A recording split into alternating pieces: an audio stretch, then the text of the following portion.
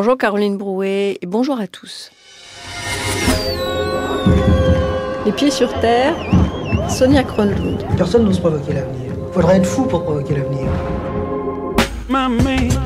Les chiffres qu'on entend ou qu'on peut lire sur l'augmentation des actes racistes et antisémites en France correspondent à l'ensemble des actions et des menaces qui ont fait l'objet d'une plainte ou d'une main courante déposée auprès de la police. Ils sont centralisés ensuite par des organisations représentatives ou communautaires comme le CRIF ou bien l'Observatoire national contre l'islamophobie et le Conseil français du culte musulman. D'après un article du quotidien Le Monde qui détaille la manière, la méthode utilisée pour recenser ces actes, les chiffres communiqués sont donc plutôt fiables. Hélas. Ainsi, le nombre des actes antisémites a doublé en 2014 par rapport à 2013, avec une augmentation de 130% des actes avec violence physique. Ces actes antisémites représentent 51% des actes racistes commis en France, alors que les Juifs ne sont que moins de 1% de la population française. Parmi eux, je veux rappeler les noms de Johan Cohen, de Yoav Attab, de Philippe Braham et de François-Michel Saada, sauvagement assassinés parce qu'ils étaient juifs. 10 jours après les attentats parisiens, ce sont 116 actes racistes perpétrés contre des musulmans, ou supposés tels, en raison de leur apparence physique ou de leur origine également supposée, qui avaient été recensés en France, soit plus que ceux comptabilisés pour l'ensemble du mois de janvier 2014, donc un an précédemment. C'est l'Observatoire national contre l'islamophobie qui donne ce chiffre. Ces actes comprenaient 28 actions contre des lieux de culte et 88 menaces. Les histoires que nous vous racontons cet après-midi n'entrent pas, sauf peut-être une, dans ces statistiques, puisqu'elles racontent ce petit racisme ordinaire sur lequel il faudrait pourtant être intraitable. Aujourd'hui, elles concernent des musulmans, ou supposés tels, en raison de leur apparence physique ou de leur origine également supposée. Elles concernent même une jeune fille qui a juste un accent et qui est brune. C'est un premier volet, et la semaine prochaine, un deuxième abordera l'antisémitisme, hélas, au quotidien. Pour l'heure, ils sont 4, c'est au micro de Pauline Mocor et Ilana Navarro. En réalité, on ne sait jamais ce qui se passe, on sait simplement ce qu'on veut qu'il se passe. C'est comme ça que les choses arrivent. Je m'appelle Abdel, je suis marié, père de 4 enfants, à la recherche d'un emploi, actuellement. Le 7 janvier 2015, je me suis rendu avec ma femme et ma mère au centre commercial de Taverny, dans le 95. On a été pour faire les soldes avec ma mère et ma femme. On est rentré dans le magasin tout simplement. Ma femme était avec ma mère en train de regarder des casseroles en l'occurrence. Et il y a un monsieur qui est venu rapidement, qui les a heurtés et qui a craché dessus. Ce monsieur-là, c'était de type européen, environ 65 ans. Il était muni d'un casque, alors c'était qu'il est dû venir en moto.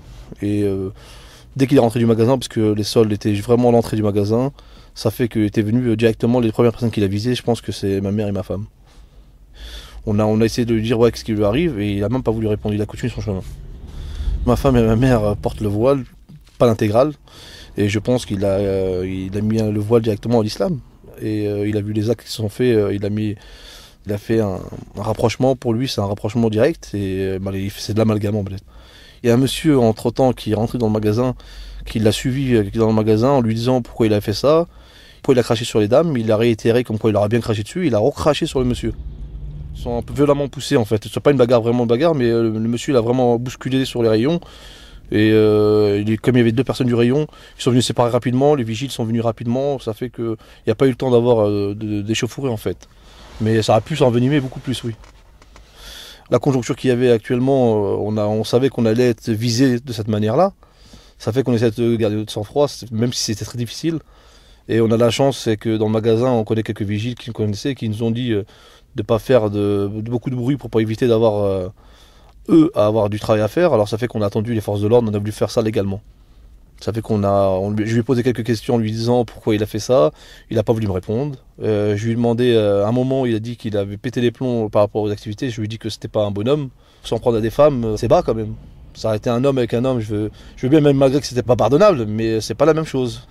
Pour moi, c'est honteux. Après, on a attendu les forces de l'ordre. Quand j'ai vu les attentats, le fait que cet acte a été fait, je savais on allait vivre des moments difficiles.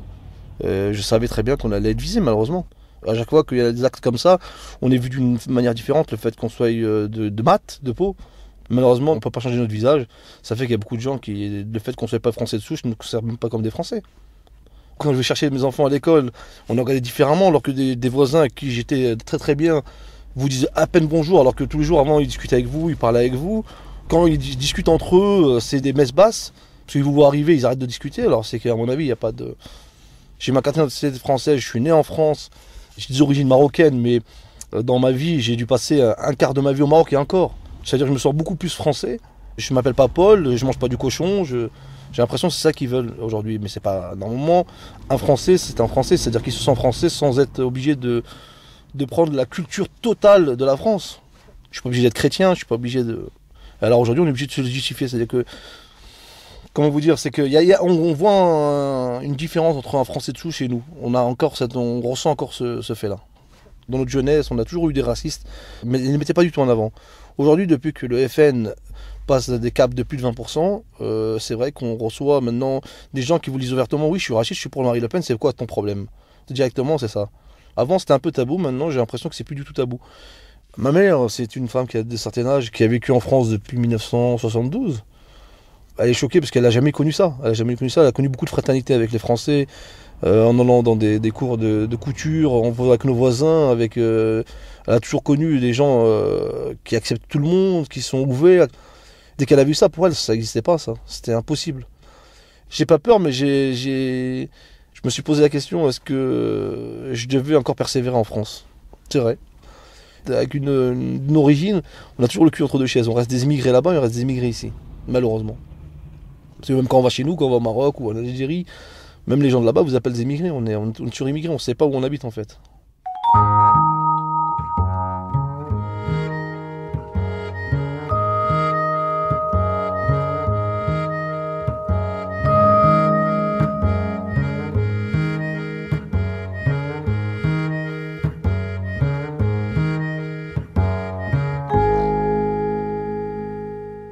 Bien, je m'appelle Rita, j'ai 26 ans.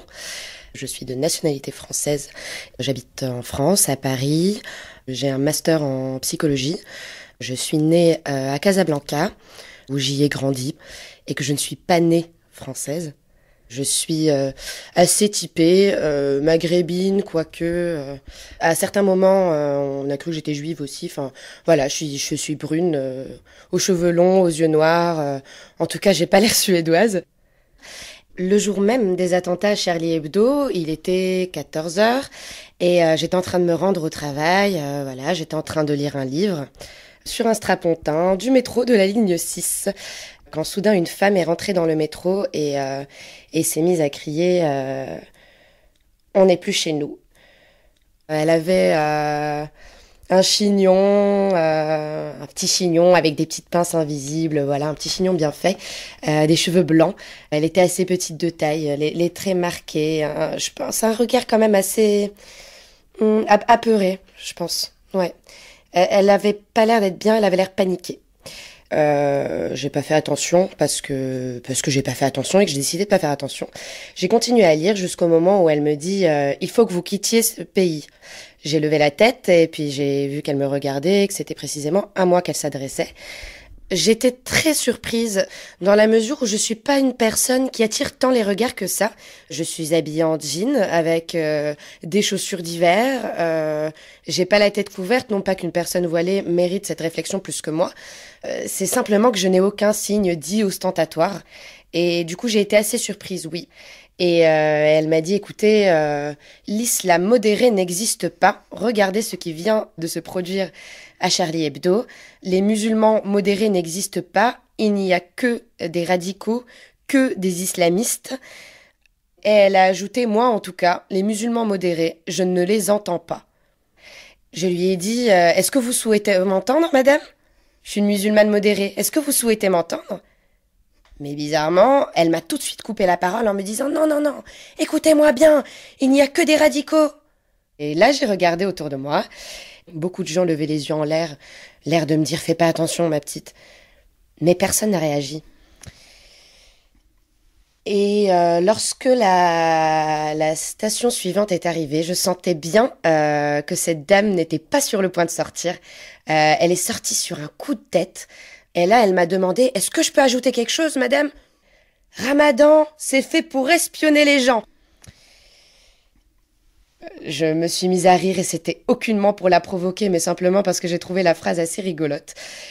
Lorsqu'elle est partie, les portes se sont refermées, les regards étaient dirigés vers moi. Ils étaient mais vraiment chargés de compassion, une compassion que je ne cherchais pas, honnêtement, mais qui toutefois m'a beaucoup rassurée. Et je pense que si elle n'avait pas été là, cette compassion dans leur regard, je ne me serais pas du tout sentie bien. J'aurais aimé réagir autrement. Je me suis tout de suite positionnée en tant que musulmane modérée. Et non pas en tant que citoyenne du monde qui, jusqu'à preuve du contraire, n'est ni musulmane ni juive, ce qui arrive si souvent pour moi. Elle m'a mise dans cette position-là, que j'ai prise, acceptée et façonnée. Ouais. Et dans un second temps, je pense que j'aurais aimé questionner les gens autour. Ça aurait été très intéressant. Très, très intéressant. J'aurais aimé entendre leur voix, savoir ce qu'ils voulaient dire. Vous ne réagissez pas ? Cette simple phrase. J'aurais trouvé ça intéressant. Cette simple phrase. Je pense qu'ils auraient réagi.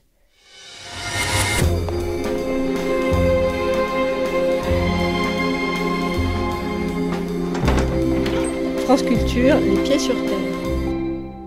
Je m'appelle Goulia Mirzoeva, j'ai vécu en France depuis 20 ans, un peu plus.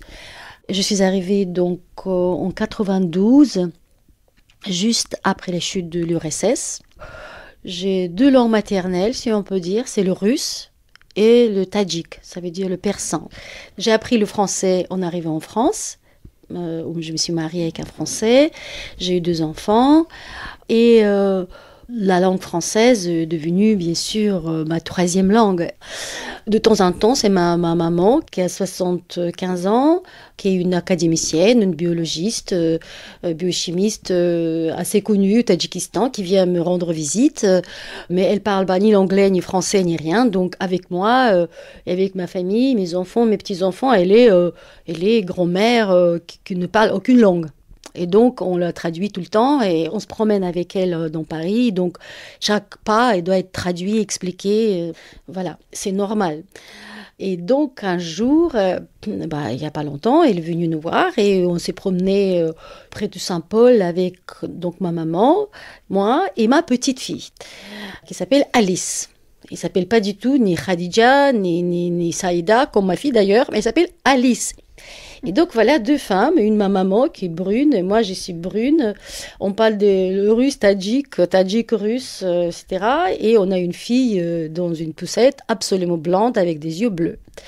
Et nous on prend le 96 pour rentrer dans notre quartier un peu plus haut que de Ménilmontant. Donc c'est notre 96 chéri qui traverse Paris pour nous amener vers nos pénates. Et voilà, on prend le bus. On est entré avec donc Alice, avec cette petite poussette. Pas la grosse poussette, la poussette qui se plie. Mais il n'y avait pas beaucoup de monde dans le 96 à cette époque-là. Mais je vois qu'il y a une valise, là où je devais mettre ma poussette. Mais j'ai quand même casé ma poussette en regardant cette valise. Et j'ai tout de suite vu que la valise vient de Nice. Et la dame, la propriétaire de cette valise, elle était assise juste à gauche, derrière la petite barre. Je l'ai regardée et j'ai souri. Voilà, j'ai souri, on avait de la place, il n'y avait pas de problème. Et cette dame, elle me regarde, elle me dit, mais qu'est-ce qui se passe ? Non, rien du tout, tout va bien, on a de la place, dis-je. Et elle m'a dit, mais non, regardez là-bas. Et elle me montre un petit pancarte qui est affiché au-dessus de nos têtes. Je regarde et je vois un téléphone portable qui était barré, vous savez, donc on peut... Je regarde, je dis, mais... Je ne comprends pas ce qui se passe. Je dis, mais oui. Et j'ai compris qu'il ne faut pas parler, en fait. Il ne faut pas discuter. Voilà. Je vois dans ses yeux, dans sa manière de me regarder, quelque chose qui me disait, non, Goulia, n'entre pas dans son jeu. Tout d'un coup, elle dit, à haute voix, ici, c'est noté qu'on ne peut pas parler, on ne peut pas utiliser les téléphones portables, alors que vous utilisez toujours les téléphones portables dans les bus. Je comprends pas ce qu'elle dit. Je dis, mais pour l'instant, madame, je n'utilise pas le téléphone portable. Je suis avec ma petite fille à côté de votre valise. Vous venez de Nice ? Je demande. Elle me regarde. Ça ne vous regarde pas d'où je viens. De toute façon, Si une loi ne vous convient pas, vous le contournez. Je dis, mais qui vous? Je ne comprends pas de quelle elle parle. Tout d'un coup, j'entends ma mère qu'elle attend déjà, parce qu'il y a une petite discussion. Elle me dit, en tadjik, ma fille, qu'est-ce qui se passe là-bas? Je dis, non, non, maman, tout va bien, maman, t'inquiète pas, tout va bien. Bon, donc je calme ma mère. Après, la dame, elle commence à me parler. Et donc, comme elle m'a dit ça, sur la loi, si ça ne vous convient pas, vous le détournez. Je le regarde et j'ai dit, mais de quoi vous parlez? Je ne comprends pas, en fait. Je ne vous dérange pas, laissez-moi tranquille. Et en fait, pourquoi il faut absolument manifester le mépris? Je dis, mais c'est quand même très bizarre. Et vous savez, quand on a beaucoup d'émotions, on commence à parler mal, on parle avec beaucoup plus d'accent, on fait des fautes de français. Je commence à bégayer comme une conne. Et j'ai bégayé. Et après, je dis, mais bon, je ne vais pas entrer dans ces discussions. Je dis, Alice, tout va bien, Alice? Alice dit, ah oui, tout va bien, là, là, là. Et tout d'un coup, cette femme, elle devient rouge. Elle se lève comme ça un tout petit peu. Elle se met en devant la poitrine et elle dit, je déteste cet accent. Je déteste cet accent. Elle commence à crier, cette femme. Je déteste cet accent. Elle hurle. Tout d'un coup, tout le monde regarde cette femme. J'en ai marre vous entendre. Vous êtes partout. Par rapport à mon accent, il est indéfinissable, mon accent. Parce que j'ai pas d'accent arabe, j'ai pas d'accent russe, je n'ai pas d'accent espagnol, en fait, ni italien, même si en me regardant, on peut dire que je viens de Méditerranée, quelque part. Donc les gens ne savent pas, en fait, ce quoi, cet accent. Peut-être c'est ça peut être aussi ça qu'elle a pas pu définir. D'où vient cette fille-là, en fait. Peut-être tzigane, j'en sais rien. Oui, c'est vrai. Tout d'un coup, de l'autre côté, ma mère qui crie « Что случилось? Доченька, что такое? Что случилось? Чигапаст, Гульбахор, чигапаст. Goulia, qu'est-ce qui se passe là-bas ?» Et la femme continue à hurler. On va essayer ma France. Dehors. Marine, viens. Marine. Ça. Et alors, quand elle a commencé à hurler, Marine, viens, les gens dans le bus commencent à réaliser que là, il y a une propagande raciste. J'ai dit, écoutez, madame, vous êtes vraiment une raciste. Je ne comprends pas, mon accent, tout ça, c'est quand même un peu bizarre. Et en plus, vous prenez le bus le plus démocratique de tout Paris. Je ne comprends pas, vous habitez où? Elle me dit, mon Dieu, donne-moi la force, encore 3 stations, dit la femme. Moi, à ce moment-là, je sors mon portable et je dis, est-ce que je peux vous photographier? Parce que c'est la première fois de ma vie que ça m'arrive. Elle me regarde, elle se lève, elle tape sur mon portable qui s'en va. Je ne sais pas où, mon portable. Elle me dit, je veux faire un procès. Et là, je ne sais pas ce qui m'a pris et j'ai commencé à moi aussi à dériver. J'ai dit, ok, on va faire un procès, madame. Une femme avec un accent contre une fausse blonde. Parce que cette femme était bien sûr une fausse blonde. Et alors là, tout le monde autour commence à applaudir. Allez, on va faire un procès. Je dis, bah oui, une femme, ça va être un procès de siècle. Une femme avec un accent contre une fausse blonde. Et là, la dame a dit, je peux plus. Et elle a pris sa valise et elle est descendue. Et ma maman, elle me dit, mais qu'est-ce qui se passe, Goulia? Je dis, maman, c'est pas grave, c'est une femme a beaucoup aimé Alice. Alice était tellement belle. Et elle m'a demandé pourquoi on est toutes les deux avec toi, toutes brunes. Et on a une fille blonde avec des yeux bleus. Elle pensait qu'on l'a volée, maman. Donc j'ai expliqué, non, on ne l'a pas volée.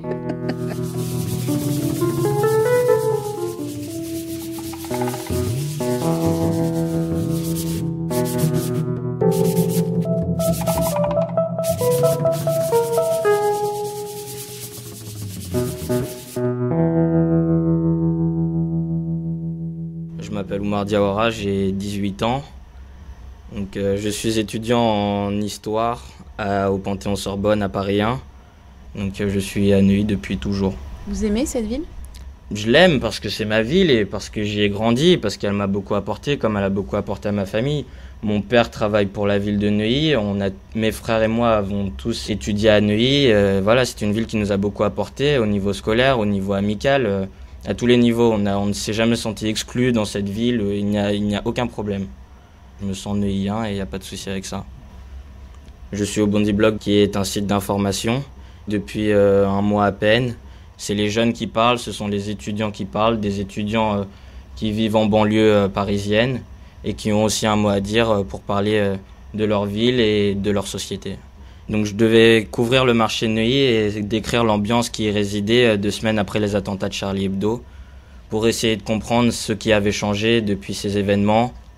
C'était le mercredi 21 janvier, je suis allé au marché vers 8h.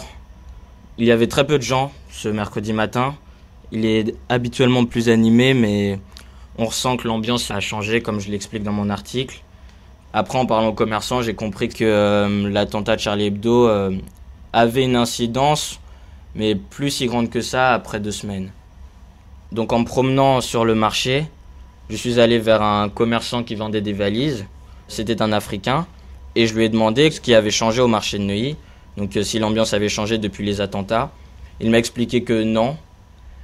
Puis après, peut-être parce que j'étais noir avec lui aussi, il m'a expliqué que les gens plaisantaient parfois par rapport à sa couleur de peau. Il lui demandait s'il avait des cousins pour savoir si il n'était pas de la famille de Koulibaly. Il a insisté sur le fait que ces gens plaisantaient et que finalement l'ambiance n'avait pas changé tant que ça. Mais ça exprime quand même une certaine réalité parce qu'on ne demanderait pas, je pense, à une personne de couleur blanche s'il est cousin avec un tueur ou je ne sais quoi. J'ai voulu avoir l'avis aussi des clients, même s'ils étaient peu nombreux sur le marché. Donc je suis allé vers une dame.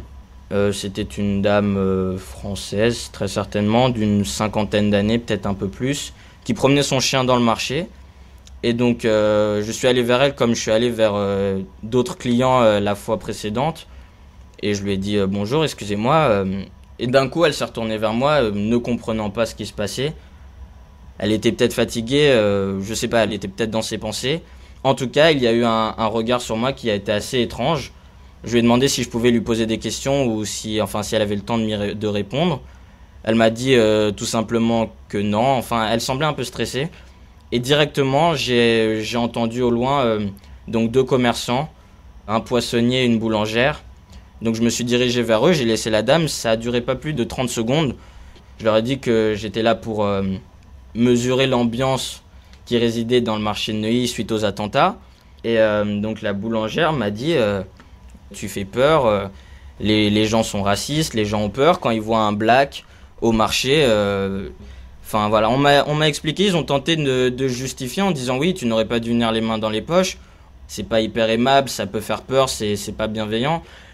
Moi, j'avais juste froid parce que le mercredi 21, je crois qu'il faisait moins 2 degrés et voilà, je n'ai pas pensé à sortir mes mains de mes poches.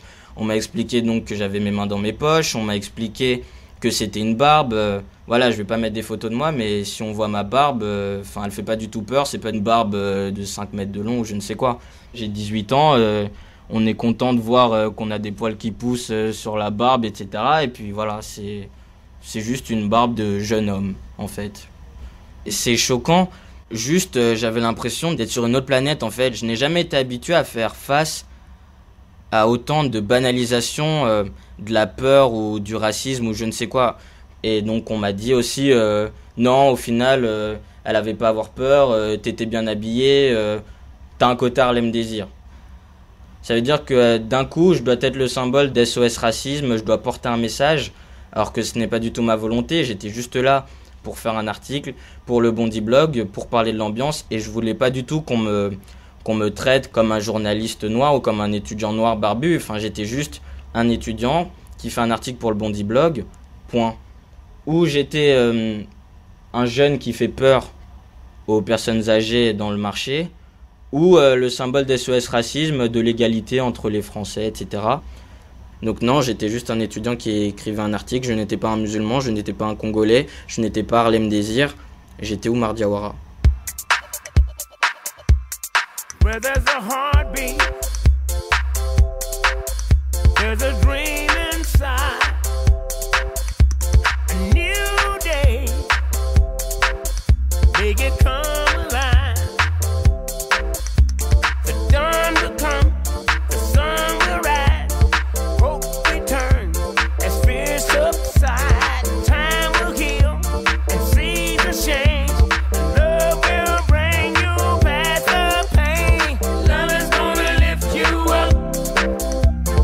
Love is gonna lift you up. Love is gonna lift you up. Love is gonna lift you up. Love is gonna lift you up. Love is gonna lift you up. Love is gonna lift you up. Love is gonna lift you up. Where there's construction, there's a future light. A new city under the bright lights. The dawn will come, the sun will rise, hope returns as fear subsides. Time will heal and seasons change, and love will bring you past the pain. Love is gonna lift you up. Love is gonna lift you up. Love is gonna lift you up. Love is gonna lift you up. Love is gonna lift you up. Love is gonna lift you up. Love is gonna lift you up. Love is gonna lift you up.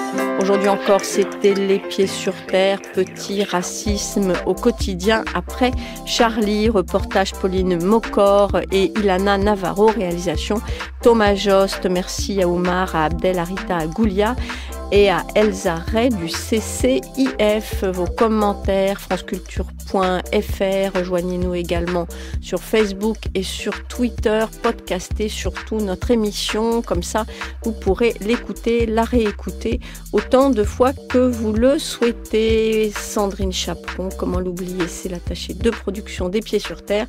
Et moi, je vous souhaite une bonne après-midi sur France Culture. Restez à notre écoute car il n'y a pas que les pieds sur terre.